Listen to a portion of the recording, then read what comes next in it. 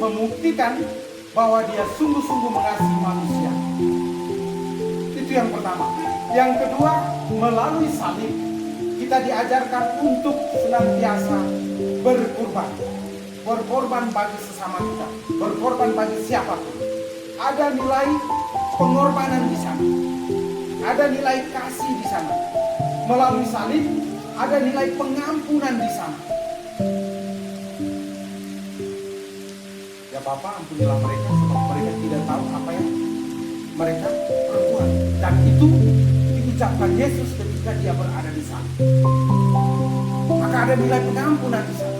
Sebagai orang Kristen, kita harus terus-menerus belajar untuk mengampuni suami kita, mengampuni istri kita, mengampuni anak-anak kita, mengampuni orang tua kita, mengampuni sesama tetangga kita, dan seterusnya dan seterusnya. Dan masih banyak nilai-nilai yang terkandung dalam salib ketika kita mau merefleksikan salib itu sebagai identitas iman kita. Oleh karena itu, Bapak Ibu Saudara-saudari umat Allah yang dikasihi Tuhan, saya menutup khotbah saya dengan sebuah kisah. Beberapa waktu yang lalu saya ditanyakan dari Jakarta, ada ibu satu, anaknya sudah meninggal. Saya ditanyakan oleh ibu itu, kira-kira menurut Bruder bagaimana pandangan Bruder tentang virus corona ini? Karena yang lagi tenar dan lagi booming sekarang adalah virus corona. Sampai hampir kita semua tidak bisa keluar dengan bebas. Ruang gerak kita terbatas. Beliau bertanya demikian. Lalu melanjutkan pertanyaan itu dengan mengatakan, apakah Allah sengaja membuat atau menciptakan virus corona ini? Karena melihat situasi dunia dan melihat perilaku manusia yang sudah semakin jauh darinya. Ataukah itu ulahnya setan dan seterusnya. Panjang dia ulas. Tetapi yang mau saya kutip itu pertanyaannya. Bapak Ibu Saudara-saudari, saya mau bertanya, kalau pertanyaan yang sama diajukan kepada kita, kira-kira seperti apa jawaban kita?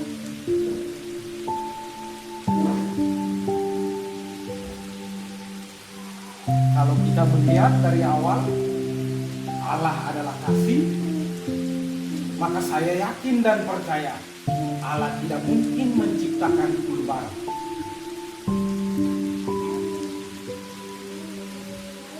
Itu tidak mungkin. Tetapi mari kita lihat bagaimana pandangan seharusnya kita sebagai orang Kristen melihat virus corona ini dalam konteks kita sebagai orang Kristen. Bagi kita seorang Kristen merupakan suatu kewajiban bagi kita untuk menanggapi segala sesuatu termasuk persoalan hidup kita dengan berlandaskan atas firman Tuhan. Karena itu dasar hidup kita. Maka saya mau mengajak kita untuk melihat virus corona ini dari sudut pandang firman Tuhan. Kalau kita melihat hampir keseluruhan firman Tuhan, kita dapat mengatakan ada begitu banyak persoalan-persoalan di mana Allah harus memberikan semacam peringatan kepada manusia. Tetapi seperti seorang orang tua yang memberikan hukuman kepada anak, tentu saja hukuman itu bukan karena kebencian atau amarah, tetapi sebaliknya karena kasih. Maka pola pikir kita sebagai orang Kristen mesti sebaliknya. Bukan karena Allah menciptakan, tetapi bahwa Allah akan tetap setia untuk menyertai kita agar bersama dengan Allah itu kita bisa menghadapi situasi dan kondisi terutama virus corona yang sedang marak terjadi ini di dalam iman akan Dia, di dalam percaya akan Dia. Jadi takut itu tidak boleh ya, waspada boleh, tapi takut tidak boleh. Kita hanya bisa takut hanya kepada Allah. Waspada boleh. Karena itu Bapak Ibu Saudara-saudari, dalam kesempatan ini virus corona bukan ciptaan Allah. Tentu saja itu adalah situasi yang mungkin terjadi secara alami atau mungkin cara setan dan lain sebagainya. Kita tidak tahu. Tetapi bahwa Allah terlibat aktif menyertai kita, membuat situasi itu menjadi situasi yang positif. Dan lihatlah, saya baru-baru membaca sebuah artikel yang sungguh sangat bagus. Di Eropa, gara-gara virus corona, ada satu pasangan yang tidak jadi cerai. Karena setiap harinya mereka harus ada di rumah. Mereka tidak bisa diperkenankan keluar. Dan karenanya mereka harus terus bertatapan, harus terus berkomunikasi.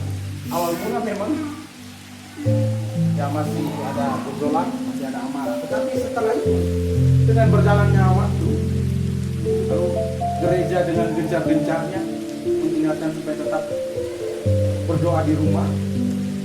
Lalu mereka kemudian entah kenapa baikan, dan pada akhirnya sampai dengan saat ini mereka hidup lagi. Mereka tidak jadi pisah. Jadi Bapak Ibu Saudara-saudari, rupa-rupanya Allah itu Allah yang tidak bisa kita tebak. Bagaimana dia merencanakan segala sesuatu. Dia menggunakan virus corona untuk menyatukan sebuah keluarga yang hampir-hampir bisa. Bayangkan kalau tidak ada virus corona, mungkin saja bisa-bisa. Maka mari kita ambil nilai-nilai positifnya, bahwa virus corona menyatukan kita dalam keluarga.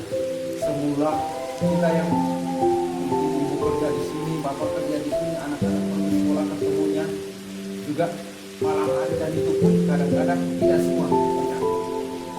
Dan pada akhirnya virus corona ini menyatukan kita dan menyatukan seluruh umat. Saya senang melihat grup ya, karena di situ kelihatan sekali semakin meningkat berimannya orang-orang beriman di Kutai Barat.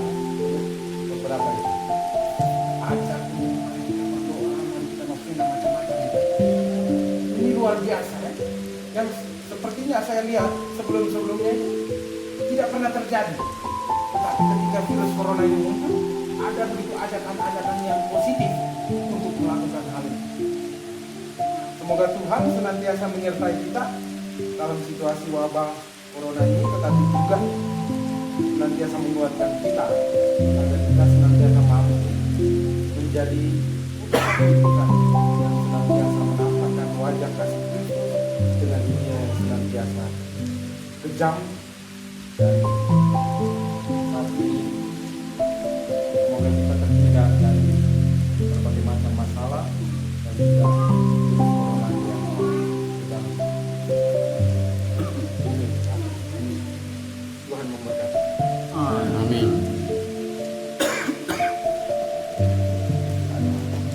Yang kedua, terima kasih kepada Bapak Ibu, saudara-saudariku yang telah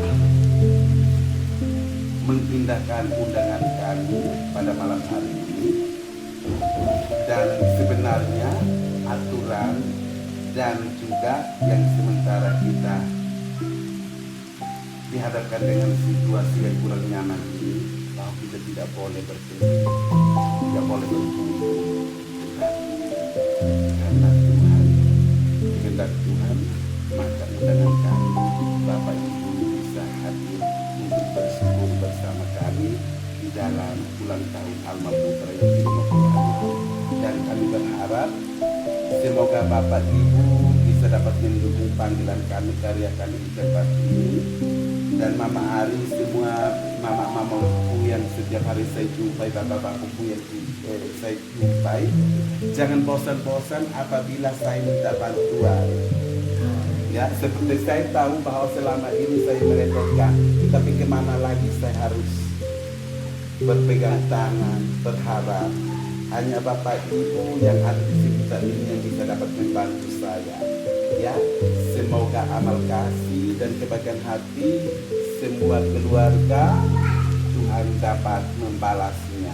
Amin. Baik, ini selesai, kita tidak pulang karena tadi siang Bapak dan Mama mereka datang membantu kami. Mereka sudah ya merancang bumbu yang begitu enak dan sebentar lagi kita akan nikmati. Dan juga kepada bapak-bapak atau ibu-ibu, apabila ada garam yang lebih, ya cukup hanya di sini, terus bawa keluar sana. Tapi saya yakin enak, ya nanti kita serang habis di belakang sana. Ya makanan sudah disediakan. Oleh karena itu, saya mohon sebagai santapan syukuran santapan bersama pada malam hari ini, saya mohon kepada Pak Giri supaya menghantar kita dalam perjamuan bersama pada malam hari ini. Terima kasih.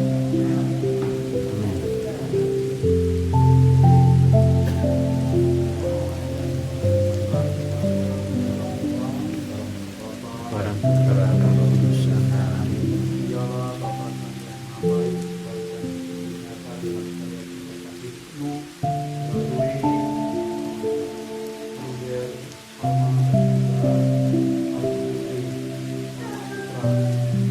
Kiranya selama 6 tahun ini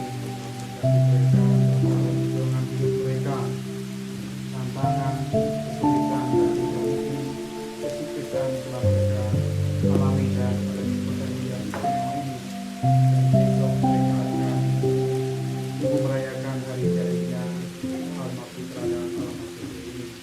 Kiranya ke depan ya Bapak dengan hubungan Roh Kudus mereka semakin bersemangat dalam menebarkan cinta kasih dengan lebih kepada kaum lemah, kaum bapak yang menderita dan saja. Ya Bapak yang Maha Baik, juga doakan mampu yang selamat dan kasih untuk alma dan semoga mereka yang dengan sukacita dan sukarela mendukung kegiatan-kegiatan yang akan mereka sempati pulih engkau berkati dalam kehidupan mereka.